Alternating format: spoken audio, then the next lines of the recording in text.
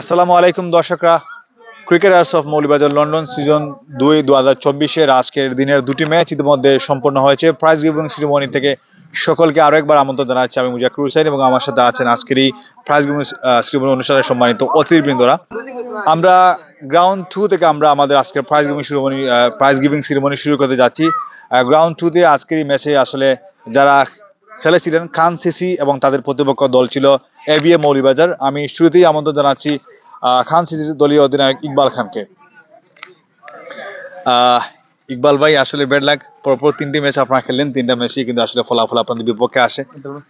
আহ, আসলে যদি একটু বলতেন যে এই মুহূর্তে আসলে আপনার এই বছর আপনারা কিন্তু আসলে এত ভালো পারফরমেন্স দেখাতে পারেন নাই, এটার পেছনে কারণটা আপনার কাছে কি মনে হচ্ছে?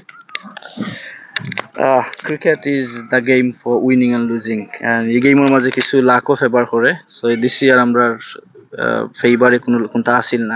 দেখো লাস্ট ম্যাচ আমরা কম্পিটিশন আসলাম, আমরা গিয়া সুপার ওভার ম্যাচ আসছি। So super over obviously when you lose in the super over is that your luck need to be favor on your side.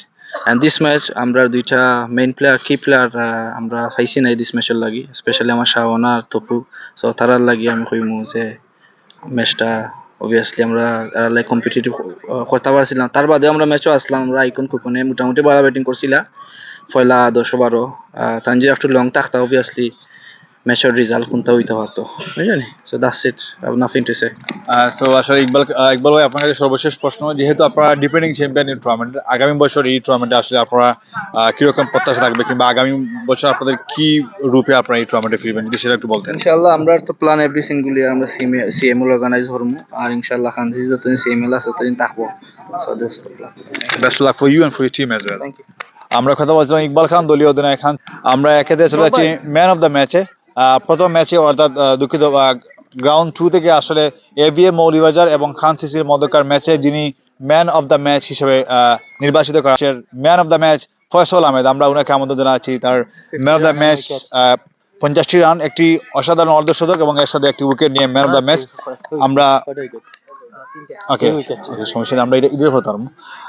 একটা অসাধারণ অর্ধশতক এবং তার সাথে 3টি উইকেট নিয়ে এই ম্যাচের man of the match Faisal Ahmed. আমরা তার এবারটি তাকে গ্রহণের জন্য অনুরোধ জানাচ্ছি।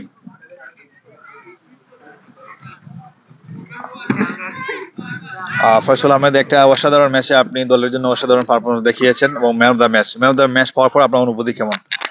আসলে এটা আমাদের জন্য খুব গুরুত্বপূর্ণ ম্যাচ ছিল, বিকজ এই টুর্নামেন্ট অনেক লম্বা টুর্নামেন্ট, তো আমাদের এই জয়টা খুব প্রয়োজন ছিল।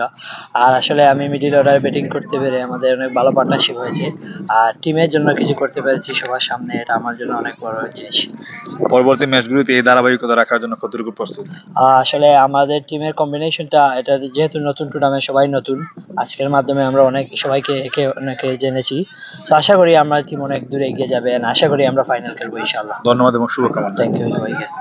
দর্শকরা, ম্যান অফ দ্য ম্যাচ অর্জন করেন ফয়সল আহমেদ অসাধারণ অলরাউন্ডিং পারফরমেন্সের জন্য। এক্ষেত্রে আমরা চলে যাচ্ছি দর্শকরা, এক্ষেত্রে আমাদের আজকের ম্যাচের সবচেয়ে এক্সাইটিং ম্যাচ যেটি ছিল, আসলে যেটা আসলে আনবিলিভেবল এবং একটা স্মরণীয় ম্যাচ হয়ে থাকবে সিএমএল এর ইতিহাসের। লম্বা একটি টার্গেট চেজ করে কিন্তু ম্যাচটা জিতে নিয়েছে বোম্বাস্টিক বুলস। আমি এক্ষেত্রে অনুরোধ জানাচ্ছি বোম্বাস্টিক বুলস এবং দুনিয়া টাইগার্সের মধ্যকার ম্যাচের যিনি ম্যান অফ দ্য ম্যাচ নির্বাচিত হয়েছেন, দাদা হিসাবে খ্যাত ক্রিকেটার তপন দাস। আমরা তপন দাসকে অনুরোধ জানাচ্ছি আমাদের অতিথিবৃন্দের কাছ থেকে ম্যান অফ দ্য ম্যাচ অ্যাওয়ার্ডটি নেওয়ার জন্য। অসাধারণ পারফরমেন্স, ব্যাট হাতে 70 রান এবং বোলিং হাতে 2 উইকেট নিয়ে যিনি ম্যান অফ দ্য ম্যাচ নির্বাচিত হয়েছেন। কংগ্রেচুলেশন অ্যান্ড অনেক অনেক শুভকামনা। আমরা কিছু কথাও বলবো একবারে শর্টলি। তপন ভাই, আসলে আপনি গুরুত্বপূর্ণ একটা ম্যাচে লম্বা একটা টার্গেট আপনারা চেস করলেন এবং সেই ম্যাচে আপনি ব্যাট হাতে 70 রান করলেন, 2টি উইকেট নিলেন। নিঃসন্দেহে আপনার কাছে যে সকল স্মরণীয় ম্যাচ হয়ে থাকবে ইউকেতে, এর মধ্যে অন্যতম হচ্ছে আজকের এই ম্যাচটি। ম্যান অফ দ্য ম্যাচ পাওয়ার পর আপনার কাছে কেমন লাগছে এবং আসলে ব্যাটিং করার সময় কি মাথায় ছিল সেটা নিয়ে একটু বলতেন। ধন্যবাদ মুজাকিব ভাই। প্রথমে আমি ধন্যবাদ জানাই আমার দলের প্রত্যেকটা প্লেয়ারকে, ওরা অনেক আমাকে সাপোর্ট করেছে, যার জন্য আমি এইরকম একটা ম্যাচ খেলতে পেরেছি। আর সবচেয়ে বড় কথা, আমার একটা ইচ্ছা ছিল যে লন্ডনের মাটিতে আমি একটা বড় ইনিংস খেলি। মেন্টালি আমি আজকেও খুবই প্রিপেয়ার ছিলাম যে একটা বড় ইনিংস খেলবো। যাই হোক, ভগবানের কৃপায় মোটামুটি একটা ভালো একটা স্কোর করছি এবং আমার টিমকে ফাইনালে নিতে পেরেছি। সেই জন্য আমি সত্যি কথা বলতে আমি খুবই খুশি। একবারে শর্টলি বলবেন যে পরবর্তী ম্যাচগুলির জন্য আসলে নিজের সেরাটা দেওয়ার জন্য কতটুকু প্রস্তুত? ডেফিনেটলি মাঠে নামলে মনে করেন নিজের সেরাটা দিয়ে চেষ্টা করি। তো আশা রাখবো যে নেক্সট ম্যাচগুলোতেও আমি মোটামুটি আরো ভালো একটা পারফর্ম করব এবং চ্যাম্পিয়ন যাতে হতে পারি এই টুর্নামেন্টে। কারণ আমার ওনার টফি ভাই, ক্যাপ্টেন আফসার ভাই, ওরা আমার প্রতি অনেক আমার আস্থা, আমার প্রতি অনেক ওদের। সেই জন্য সেই দিক থেকে তুলনা করলে মোটামুটি আমি চেষ্টায় আছি বা চেষ্টা করব অবশ্যই যাতে ওদেরকে ট্রফিটা তুলে দিতে পারি। ধন্যবাদ এবং শুভকামনা তোমার ভাই। Thank you. দর্শকরা যারা দেখলেন সকলকে ধন্যবাদ এবং কৃতজ্ঞতা জানিয়ে আমরা এই মুহূর্তে বিদায় নিচ্ছি। আল্লাহ হাফিজ।